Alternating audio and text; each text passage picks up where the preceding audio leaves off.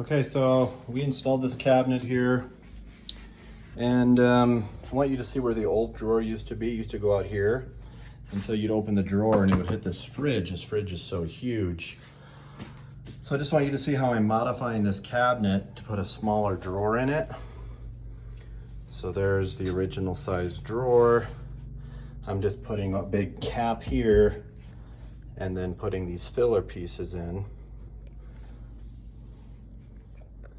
Putting these filler pieces in. I got another one to put in down here, and then I'm just going to put the drawer glide over here, and then the door things over there, the door hardware. So keep watching, see how I'm going to do that. But now you can see that the drawer is going to open and not hit the fridge. So here's where the old thing stuck in for the glide, for the bigger door that would hit the fridge.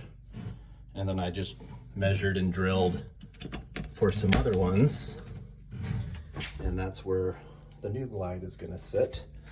So it's parallel with the front of this side there. And here's the glide that's going to go in here. As you can see, it just fits like that. And just drill a hole into there and we'll be ready for the new drawer. Let's put the new drawer in. And as you can see, it's gonna miss the fridge now. It's very important because before, the old drawer, when it was filling up this area, it would only go out this far, right? Which semi-functional, but of course now this is where you really want it, fully functional. And of course you need to screw these little parts of the hardware on, and then the door will latch into these like that, but not all hardware is like this, of course. Okay, and just latched it on, and there you go. I just made a smaller opening with a door and a drawer that was too big.